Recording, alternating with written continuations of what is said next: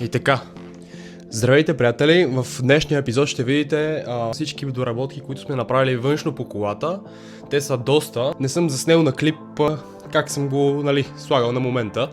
Просто защото много бързах, много ми беше мерак да я направя и да й се кефя просто. Сега просто в този клип ще покажем какво сме добавили, ще ви поразкажа, ще ви покажа кадри. Сложили сме нови джанти, сложили сме доста неща. Капаци на спирачните апарати сме сложили, задна броня с дифузиор на крайници и генерация, която мисля, че доста ще ви допадне. Така, първо ще ви поразкажа за цялата история, която до момента, какво се случи с колата. След последният ми клип, който бях качил в YouTube, се задействах с закупуването на джантите с новите гуми. Така, и след гумите и джантите, които закупих, веднага ги закарах на гумаджиницата да ги монтират. След това си ги взех с ремаркето, закарах си ги вкъщи, монтирах си ги на колата и като цяло резултатът доста ме изкефи как изглеждат, как е самата визия на колата с тях. Доста се ширна и след това аз веднага още повече се запалих и започнах да търся следващите компоненти, които да закупя за колата и разбира се, мина се и няма и една-две седмици и веднага дойде задната броня. Закупих задната броня, закарах я на бояджията, който ми я направи доста бързо, доста качествено, веднага, но си нямах на представата, че с нея ще имам драмите, както имах и с предната броня, защото пак се наложи да режа самите легла за парктрониците, както и в първият клип, който монтирам предната броня, рязах ги, пак правих на стругар такива елементи, които да захванат за бронята самите парктроници, самите датчици. И пак така трябваше да си играя, да ги лепя с появник с телчета, трябваше да използвам за самата интервенция. След това като ги залепих с тези телчета, се наложи да ги обшия за по-сигурно с топъл силикон. Ще ви приложа кадри, които да видите горе-долу как се случват тези неща.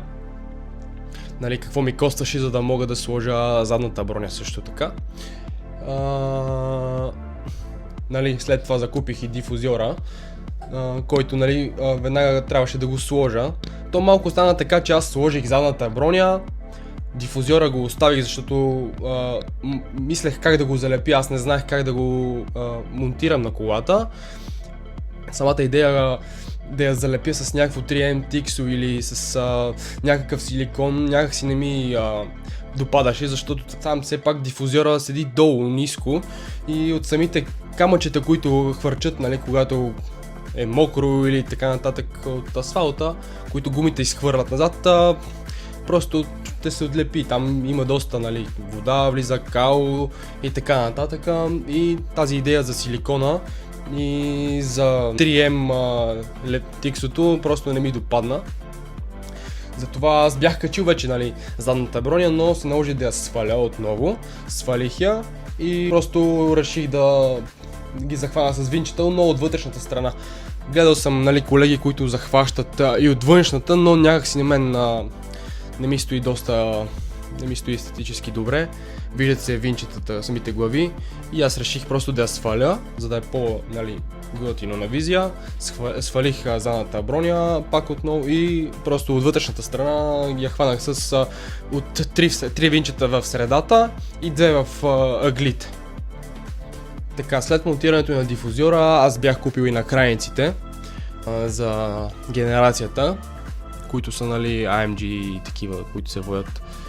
Знаете ги всички, но разбира се, аз не исках само колата да е с накрайници, но да няма никакъв звук, защото тя е бензинова, атмосферна и има всички нужни шумозаглушители отдолу, които все пак това нямаше как да ме задоволи. В смисъл, самата визия на колата не е същата, без да има допълнителен звук, някакъв агресивна визия, но няма никакъв звук. Реших да посетя доста известен сервиз в България, който, в смисъл всички го знаете, който не се слави с кой знае какви голями цени. Просто реших, че за тази кола няма чак толкова голям смисъл да давам голяма сума пари за някаква генерация, която е доста скъпа, и реших просто да посетя такъв малък сервис, който да може да ми постави спортни гърнета. Сложих и да ми заварят на крайниците. Сложих и задно липче на багажника, което също и то не е доста скъпо.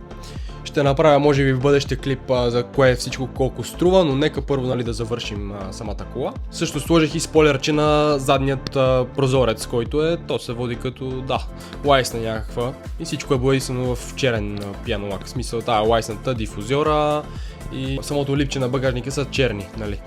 В бъдеще мисля да сложа още доста други неща по колата, които да са от фейслифта, но за тях ще говорим по-натам във видеото. Нека сега да ви заведа да ви покажа колата. Това е колата и нека ви я покажа с новите джапанки. Така. Предните са 255 на 35 на 19, 8,5 J, ширината на джантата. Задните са 275 пак на 35 на 19, обаче са 9,5. Спорт пакет са джантите. Малко по-седят високи, по-балонести, защото заради джея, нали. Ако джея беше малко по-широк, щяха да седат по съвсем различен начин, но аз нямах си халхабер от размери на джанти, когато поръчвах, нали, халхабер от как могат да седят самите гуми на такъв размер джанти. Но няма това толкова голям проблем, защото следващите гуми така иначе ще си поиграем с тях, ще ги нагласим. Така, това са капаците на спирачните апарати, които сложих. Тях ги купих от Тему. Обаче цялото нещо, което беше, че на тях пишеше Brembo. Ето ги. Задните са малко по-малки от предните. На тях пишеше Brembo, както казах, и си играех. Пили го с шлайфче, след това дофиносвах с финна шкурка, за да мога да го боядисам с спрей. После лакирах, нали, купих тези лепенки от български интернет сайт, някакъв намерих. И след това пак запечатих с лак самата лепенка, за да може да не се отлепва. Това спойлерче, което е на задното стъкло, него съм го залепил с полиуретаново лепило, такова, то се води силикон всъщност. С него няма как просто да падне самия детайл, защото той е доста здрав. Също така ето го и задното липче. То съм го залепил с фабричните му, с които си идва 3M лепенки и то няма мърдане. Те са достатъчно здрави за него да го държи. То е доста лекичко. И нека минем към същинската част. Задната броня, дифузиора и накрайниците. Тук знам, има проблем. Обаче е поправим, защото е увиснал на крайника и то е защото отдолу има разклонение на тръбите, които са. И просто самата планка от годините ръждясала и се беше скъсала. Заради това така е увиснал. Но това е поправимо. Ще се завари просто и трябва да се повдигне, да се завари както си му реда и няма да има проблем. Авия накрайник е доста добре припаснат иначе. Тези много съм доволен от момчетата, които ми го направиха в сервисчето. Дифузиора, и той си пасна доста добре. Задната броня също. Монтира се доста лесно. Тук отстрани на две болчета и тук отдолу всъщност има две. Тук по средата има няколко. Много лесно като цяло, като работа. Нали, като монтаж. Много лесно. Всеки, който, нали, се опита да си я сложи, никакъв проблем няма да му да успее и сам. Като цяло това е. Генерацията е с две спортни гаранта крайни само. И просто ако се барне цялата генерация, ако се изреже всичко, което е като шумозаглушители, като катализатори и средно гарне също, които са налични, те са 4 на брой катализатора и едно средно гарне. Ако се махнат тях, просто колата ще стане нали, доста шумна и това няма да го харесат господата полицаи. Те и сега не го харесат това, така му ли другите неща. И пак си извади доста такъв плътен, добър звук. И като цяло сега ще ви покажа как изглежда самата кола отдалече. Мисля, че доста по-добре от преди, както беше. Доста по-голяма визия извади. За напред мисля да сменя може би тази цялата лайсна, която е с по-широката. Тази, която държи номера просто. Да я сменя с фейслифтовата, стоповете мисля е тях, фейслифтовите, огледалата и фаровете.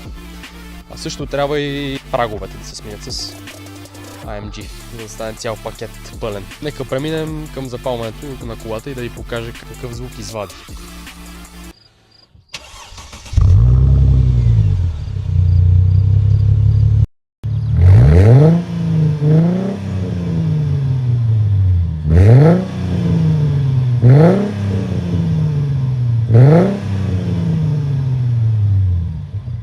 Сега може би ще ви покажа как тръгва, за да може да добиете някаква представа горе-долу в обороти, като влезне, нали, и в движение, как горе-долу се чува.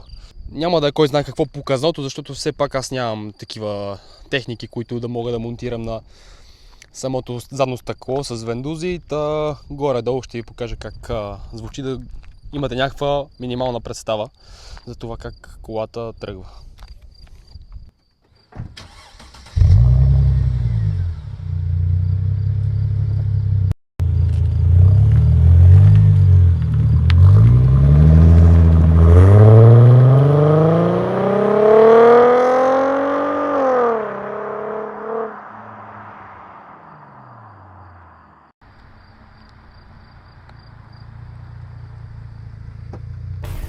И така, приятели, това ще е от днешното видео. Ако ви е харесало, се абонирайте и го харесайте. До следващия път!